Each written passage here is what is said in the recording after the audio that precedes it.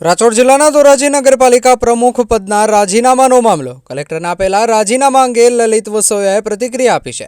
પારિવારિક અને સામાજિક અંગત કારણોસર રાજીનામું આપ્યાનું સંગીતા બારોટનું કથન સામે લલિત વસોયાએ આપ્યું નિવેદન। ધોરાજી કોંગ્રેસના પૂર્વ ધારાસભ્ય લલિત વસોયાએ પણ પ્રતિક્રિયા આપતા કહ્યું કે સંગીતાબેન બારોટના અમુક લોકો ઉપર ઉપકાર હોય તેમનું ઋણ ચૂકવવા પ્રમુખ બનાવ્યા।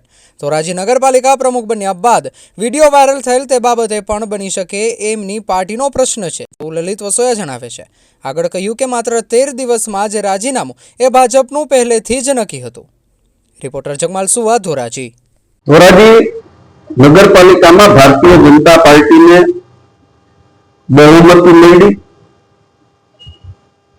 बक्षी पंच महिला प्रमुख पद आवता भारतीय जनता पार्टी एक बे लोको उपकार चूकववा माटे संगीताबेन बारोट ने प्रमुख पद तरीके सिलेक्ट कर्या हता। संगीताबेन नु राजीनामु પડશે એવી ધોરાજીની પ્રજા અને ભાજપ અને સૌ રાજકીય માણસો પણ માનતા હતા કે 8 કે 10 દિવસની અંદર પ્રમુખ પદેથી અમને રાજીનામું આપવાનું છે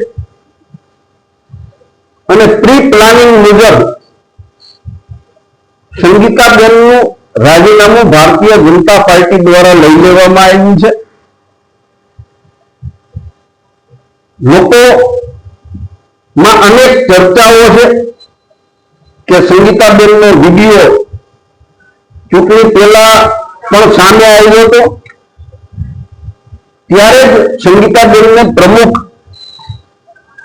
न बनावा जोईए, परंतु क्या कारणोसर संगीताबेन ने प्रमुख बनाव्या छे ए पण लोको चर्चा करी रह्या छे। परंतु आ निर्णय भारतीय जनता पार्टी नो व्यक्तिगत निर्णय छे અને એ નિર્ણય વિશે હું કોઈ ટીકા ટિપ્પણી કરવા માંગતો નથી। आज જે આ નિર્ણયને આંદોલન ભાજપમાં વિરોધ કરે છે કે નારાજગી કરે શું સાબિત કરે? સંગીતાબેનને પ્રમુખ બનાવ્યા ત્યારે જ ફક્ત એક કે બે લોકોના અહમને પોષવા માટે ભારતીય જનતા પાર્ટીએ એની આબરૂ એની સાખ દાવ ઉપર લગાવી હતી। પરંતુ કોઈ ઉપર કરેલા ઉપકાર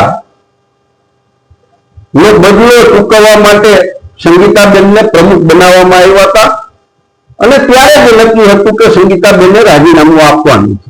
હાલ જે રાજીનામું કલેક્ટર કાઢ્યું છે ચૂંટણી પંચના નિયમ મુજબ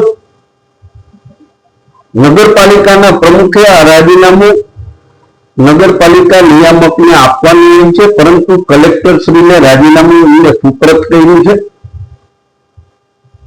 कलेक्टर आ राजीनामું मंजूर करे छे कि मंजूर थवा माटे नगरपालिका नियामक ने